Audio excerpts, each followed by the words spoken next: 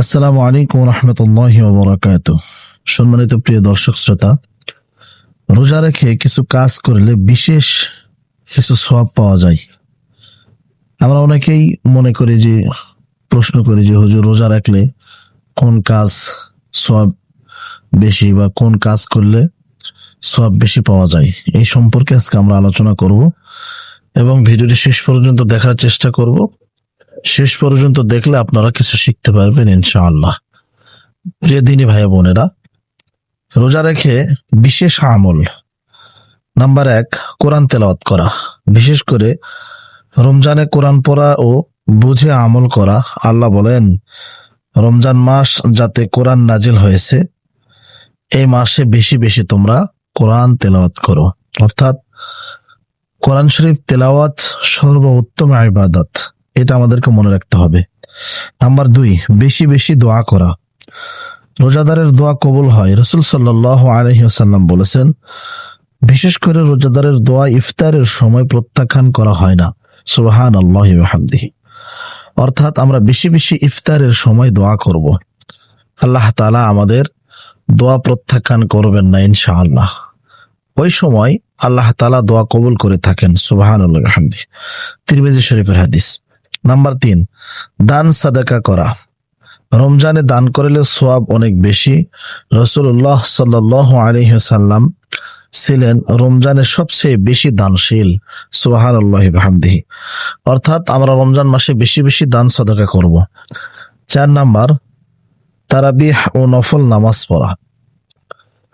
ফরজ নামাজের পাশাপাশি তারাবিহ ও নফল নামাজ আদায় করলে গুনাহ মাফ হয়। সুবহানাল্লাহি ওয়া বিহামদিহি। দেখেন তারাবির বিষয়টা কতটা গুরুত্বপূর্ণ ও সেনসিটিভ। এখানে তারাবির কথা বলা হয়েছে। আল্লাহ তাআলা আমাদেরকে বেশি বেশি তারাবি পড়ার তৌফিক দান করুন, আমিন। নাম্বার 5, ইফতার করানো। আমরা মনে করি অপরকে ইফতার করালে হয়তোবা আমার রোজা থেকে, মানে অপরের বাড়িতে ইফতার করলে মনে হয় আমার রোজা থেকে সওয়াবটা আল্লাহ তাআলা তাকে দিয়ে দিবেন। আসলে তাই নয়, ঠিক আছে। অন্য কাউকে ইফতার করালে তার সমান সওয়াব পাওয়া যায়। হাদিসে এসেছে, যে ব্যক্তি রোজাদারকে ইফতার করায় সে তার সমান সওয়াব পায়। তিরমিজি শরীফের হাদিস। সুবহানাল্লাহ। তাহলে আমরা কি শিখলাম? যে বেশি বেশি মানুষকে আমরা ইফতার করাবো। আল্লাহ তাআলা সবাইকে বেশি বেশি মানুষকে ইফতার করানোর তৌফিক দান করুন, আমিন।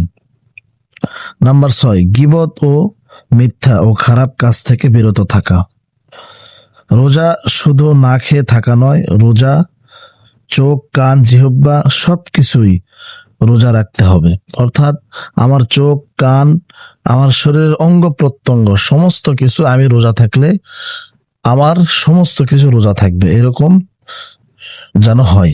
নাম্বার 7, জিকির ও দুরূদ শরীফ পড়া। সুবহানাল্লাহি ওয়া বিহামদিহি, সুবহানাল্লাহিল আযীম, আল্লাহু আকবার বেশি বেশি পাঠ করা।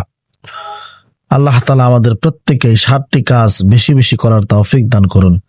রোজা থেকে আল্লাহ তাআলা আমাদের প্রত্যেককে যেন সব সময় যেন জিকির করার তৌফিক দান করেন। আল্লাহ তাআলা যেন আমাদের প্রত্যেককে বেশি বেশি গুনাহ মাফের দোয়া করার তৌফিক দান করেন, আমিন।